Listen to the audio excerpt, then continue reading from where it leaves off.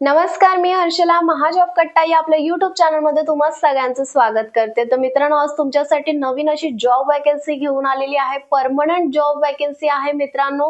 तर या ठिकाणी सुप्रीम कोर्टामध्ये तुम्हाला नोकरी करण्याची संधी मिळते, तर नक्की अप्लाय करायचं आहे। तर कोण अप्लाय करू शकतो? तर ज्यांचं ग्रॅज्युएशन झालेलं आहे, ज्याचं शॉर्ट हँड झालेलं आहे, त्याचबरोबर टायपिंग एक्झाम ज्यांनी दिलेली आहेत, असेच लोक फक्त या ठिकाणी अप्लाय करू शकतात।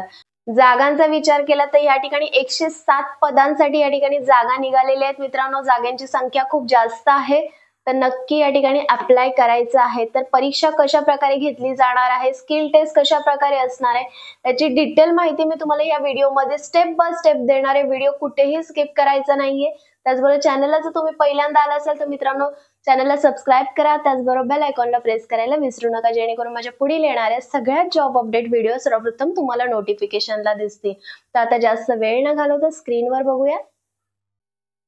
तर मित्रांनो, तुम्ही या ठिकाणी बघू शकता सुप्रीम कोर्ट ऑफ इंडिया या ठिकाणी ऍडव्हर्टाइजमेंट या ठिकाणी प्रसिद्ध झालेली आहे। 31/12/2024 पर्यंत या ठिकाणी तुम्हाला फॉर्म भरायचे आहेत।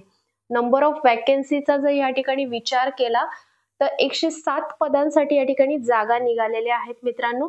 तर नक्की या ठिकाणी अप्लाय करायचं आहे। कोणत्या पोस्ट आहेत तर कोर्ट मास्टर शॉर्ट हँड या ठिकाणी ह्या पदासाठी जागा निघालेल्या, त्याचबरोबर सिनियर पर्सनल असिस्टंट अशा या ठिकाणी जागा निघालेल्या आहेत। 7 पे या ठिकाणी कमिशन तुम्हाला लागू आहे मित्र। कायमस्वरूपी नोकरी असणारे केंद्र शासनाची या ठिकाणी तुम्हाला नोकरी मिळते, तर नक्की अप्लाय करायचं आहे। क्वालिफिकेशन काय असणार आहे? जी पहिली पोस्ट आहे शॉर्ट हँड साठी, कोर्ट मास्टर शॉर्ट हँड, यासाठी तुमच्याकडे डिग्री लॉची असणं गरजेचं आहे। त्याचबरोबर तुमच्याकडे इंग्लिश शॉर्ट हँड स्पीड 120 चा असणं गरजेचं आहे। नॉलेज ऑफ कम्प्युटर नॉलेज तुमच्याकडे असणं गरजेचं आहे। विथ टायपिंग 40 या ठिकाणी तुमच्याकडे असणं गरजेचं आहे। त्याचबरोबर या ठिकाणी तुमच्याकडे 5 वर्षाचा या ठिकाणी एक्सपिरियन्स असणं गरजेचं आहे, जो की प्रायव्हेट सेक्टरचाही चालू शकतो, ज्यामध्ये senior PA, senior stenographer, government public sector undertaking sequence असेल तर तुम्ही या ठिकाणी अप्लाय करू शकता। जी दुसरी पोस्ट आहे सीनियर पर्सनल असिस्टंट, यासाठी तुमच्याकडे डिग्री असणं गरजेचं आहे। त्याचबरोबर शॉर्ट हँड इंग्लिशचा स्पीड 110 चा जर तुमच्याकडे असेल तर तुम्ही या ठिकाणी अप्लाय करू शकता।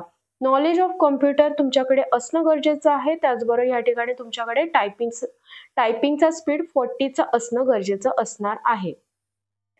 त्याचबरोबर नेक्स्ट पोस्ट आहे पर्सनल असिस्टंट, यासाठी तुमच्याकडे डिग्री असणं गरजेचं आहे। त्याचबरोबर शॉर्ट हँड इंग्लिशचा स्पीड 100 चा तुमच्याकडे जर असेल तर तुम्ही या ठिकाणी अप्लाय करू शकता।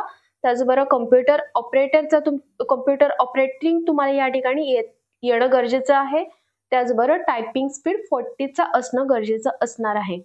तर या ठिकाणी एज रिक्वायरमेंट यांनी दिलेली आहे कोर्ट मास्टर शॉर्ट हँड साठी 30 to 45 इयर्स या ठिकाणी एज लिमिट दिलेला आहे। सिनियर पर्सनल असिस्टंट साठी 18 to 30 इयर्स या ठिकाणी एज लिमिट दिलेला आहे। त्याचबरोबर पर्सनल असिस्टंट साठी या ठिकाणी 18 to 30 इयर्स या ठिकाणी एज लिमिट दिलेला आहे। त्यानंतर या ठिकाणी कशा प्रकारे या ठिकाणी एक्झाम घेतली जाणार आहे तर ते बघणार आहोत आपण। कोर्ट मास्टर शॉर्ट हँड या पदासाठी तुम्ही बघू शकता टायपिंग स्पीड टेस्ट या ठिकाणी 40 असणार आहे पर वर्ड या ठिकाणी घेतली जाणार आहे। त्याचबरोबर या ठिकाणी तुमचं ड्युरेशन या ठिकाणी 10 मिनिटाचं दिलं जाणार आहे। जर तुमच्या टायपिंग मध्ये काही मिस्टेक झाली तर या ठिकाणी 2% या ठिकाणी total words with the type.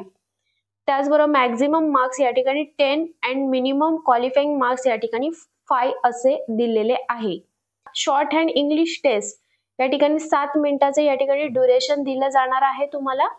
त्या काही मिस्टेक झाल्या तर त्या प्रकारे कशा या ठिकाणी मार्क्स असणार आहेत ते सुद्धा या ठिकाणी दिलेलं आहे। 100 मार्काचा या ठिकाणी तुमचा पेपर घेतला जाणार आहे। रिटन टेस्ट असणार आहे। 1 तास 45 मिनिटं तुम्हाला या ठिकाणी पेपरला दिले जाणार आहे। त्यामध्ये जनरल इंग्लिश असणार आहे, ऍप्टिट्यूड असणार आहे, त्याचबरोबर जनरल नॉलेज असणार आहे। अशा प्रकारे या ठिकाणी हा पेपर घेतला जाणार आहे। त्यानंतर तुमची इंटरव्ह्यू घेतली जाणार आहे। मॅक्झिमम मार्क्स या ठिकाणी 30 दिलेले आहेत त्यांनी। इंटरव्ह्यूचे क्वालिफाइंग मार्क्स या ठिकाणी 15 असणार आहेत। त्यानंतर आहे दुसरी पोस्ट, ती आहे सिनियर पर्सनल असिस्टंट। यासाठी सुद्धा टायपिंग स्पीड टेस्ट कम्प्युटरवरती घेतली जाणार आहे. Minimum speed 40 words per minute या ठिकाणी असणार आहे. ड्युरेशन तुम्हाला 10 मिनिट्स ड्युरेशन दिलं जाणार आहे.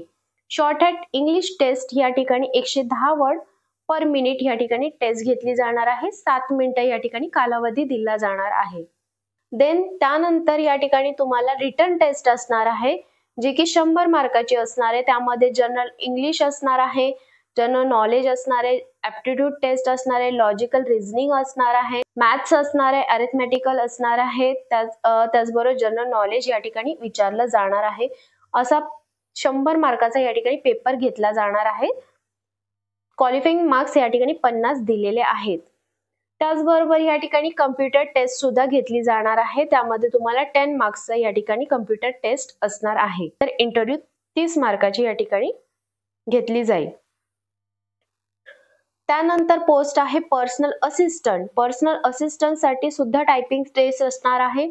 Minimum speed 40 words per minute, duration दिलं जाणार आहे 10 मिनिटाचं. त्यानंतर शॉर्ट हँड इंग्लिशची टेस्ट या ठिकाणी घेतली जाणार आहे.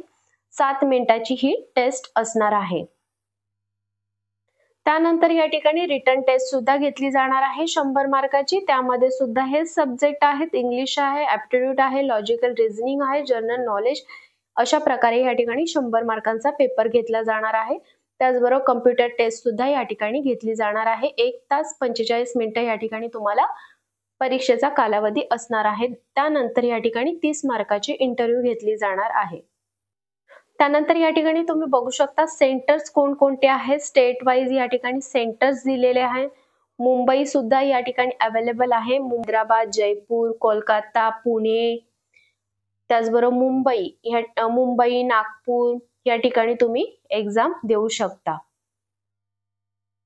जर तुम्हाला फॉर्म भरायचा असेल तर ही त्यांची ऑफिशियल साईट आहे. या ठिकाणी जाऊन तुम्ही हा फॉर्म भरू शकता. फीजचा जर विचार केला तर या ठिकाणी जनरल कॅटेगरी, ओबीसी कॅटेगरीसाठी या ठिकाणी 1000 रुपये फी आकारण्यात आलेली आहे. त्याचबरोबर 250 रुपये या ठिकाणी SC, ST, एक्स सर्व्हिसमॅन साठी फी आकारलेली आहे. फॉर्म भरण्याची जी शेवटची तारीख आहे ती आहे 25/12/2024 पर्यंत या ठिकाणी तुम्हाला फॉर्म भरायचा आहे. फॉर्म सुरू झालेले आहेत 4/12/2024 पासून. तर लवकरात लवकर या ठिकाणी फॉर्म भरून घ्या. तर मित्रांनो, या ठिकाणी तुम्हाला सविस्तर माहिती दिलेली आहे. याची जी PDF फाईल आहे ती सुद्धा खाली डिस्क्रिप्शन बॉक्स मध्ये दिलेली आहे. त्या ठिकाणी जाऊन आधी सविस्तर माहिती वाचून घ्या. तुम्हाला कोणत्या पदासाठी त्या ठिकाणी अप्लाय करायचं आहे. तर या ठिकाणी जॉब लोकेशनचं तुम्ही बघितलंच असेल. दिल्ली या ठिकाणी तुम्हाला नोकरी करायची आहे. नोकरी ठिकाण या ठिकाणी दिल्ली असणार आहे. तर ही गोष्ट लक्षात घ्या आणि त्यानंतरच त्या ठिकाणी अप्लाय करा. त्याचबरोबर तुम्हाला ही व्हिडिओ कशी वाटली हे मला कमेंट करून नक्की सांगा. व्हिडिओ आवडले असल्यास व्हिडिओला लाईक करा, कमेंट करा आणि जास्तीत जास्त लोकांबरोबर ही व्हिडिओ शेअर करा. तर चला मग भेटूया नवीन अशा जॉब अपडेट व्हिडिओसह. धन्यवाद.